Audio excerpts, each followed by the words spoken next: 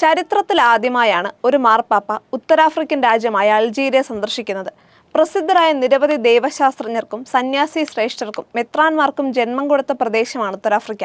എന്നാൽ 7-ാം നൂറ്റാണ്ട് മുതൽ സംഭവിച്ച ഇസ്ലാമികവൽക്കരണത്തിന്റെ ഫലമായി ഈ പ്രദേശങ്ങളിലൊക്കെ ക്രിസ്തുമതം നാമാവശേഷമായി. ഈജിപ്തിലും എത്യോപ്യയിലും എറിത്രയിലും മാത്രമാണ് ഗണ്യമായ ക്രൈസ്തവ സാന്നിധ്യമുള്ളത്.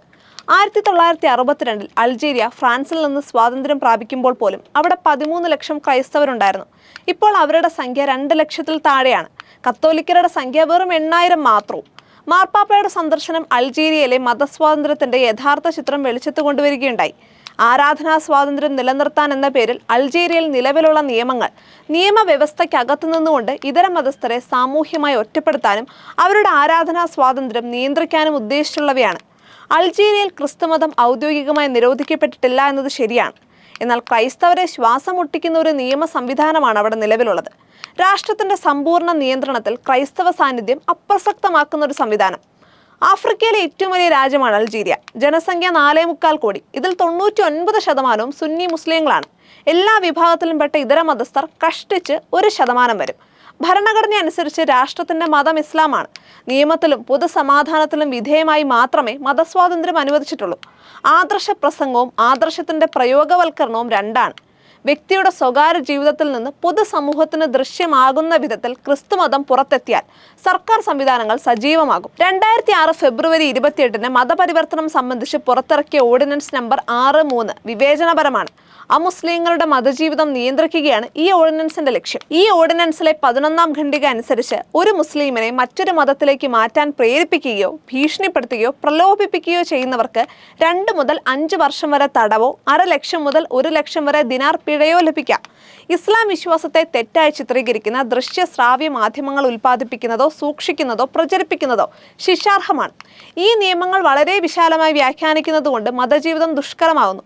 മുസ്ലിം ജനസാമാന്യത്തിന്റെ മുൻപിൽ ക്രൈസ്തവ ജീവിതവും ക്രൈസ്തവ പ്രവർത്തനങ്ങളും അസാധ്യമാണ്. കർക്കശമായ വ്യവസ്ഥകളോടെ മാത്രമേ അവർക്ക് ഒന്നിച്ചുകൂടി പ്രാർത്ഥിക്കാനാവൂ. ഒന്നിച്ചുകൂടാൻ തന്നെ അനുവാദം ആവശ്യമാണ്. അവർക്ക് നിലനിൽക്കാം, പക്ഷെ അവരുടെ സംഖ്യ വർദ്ധിച്ചുകൂടാ. ഇതേ ഓർഡിനൻസ് തന്നെ വ്യവസ്ഥകൾക്ക് വിധേയമല്ലാതെ നടത്തുന്ന സമൂഹ പ്രാർത്ഥനകളിൽ പങ്കെടുക്കുന്നവർക്ക് ശിക്ഷ ഉറപ്പാക്കുന്നു. പ്രാർത്ഥനാ കൂട്ടായ്മകൾ രജിസ്റ്റർ ചെയ്യണം, അംഗീകാരം നേടണം, മേൽനോട്ടവും ഉണ്ടാകും. എന്നാൽ സർക്കാർ തന്നെ വർഷങ്ങളോളം അംഗീകാരം നൽകാതെ നീട്ടിക്കൊണ്ടുപോകും. അങ്ങനെ പള്ളികൾ അടയ്ക്കും, വൈദികരെ തടവിലാക്കും. ഇതാണ് അൾജീരിയയിൽ നടക്കുന്നത്. പീനൽ കോഡ് 144 മതനിന്ദയെ ക്രിമിനൽ കുറ്റമായി കണക്കാക്കുന്നു. മതപ്രചാരണം അൾജീരിയയിൽ കുറ്റകൃത്യമാണ്. ഡസൻ കണക്കിന് പ്രൊട്ടസ്റ്റന്റ് പള്ളികൾ സർക്കാർ അടച്ചുപൂട്ടി. 2023 അവസാനം അൾജീരിയയിൽ 3 പ്രൊട്ടസ്റ്റന്റ് പള്ളികൾ മാത്രമാണ് ഉണ്ടായിരുന്നത്. 2025 അവസാനം ഒരെണ്ണം മാത്രം.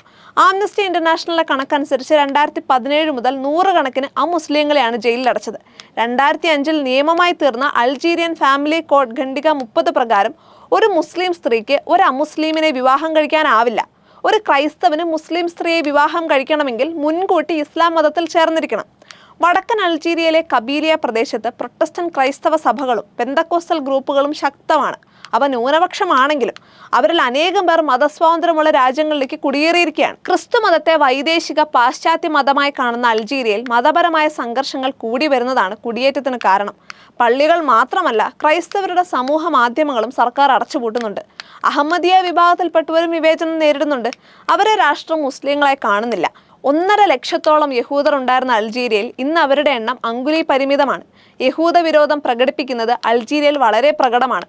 കത്തോലിക്ക സഭയുടെ ആഗോള സേവന വിഭാഗമായ കാരിത്താസ് സംഘടനയെ 2022 നിരോധിക്കുകയുണ്ടായി. അതൊരു അംഗീകാരമില്ലാത്ത സംഘടനയാണത്രേ. ഭരണഘടനാപരമായി തന്നെ ഒരു മതത്തിന് പ്രാമുഖ്യം കൊടുക്കുന്ന രാജ്യമാണ് അൾജീരിയ.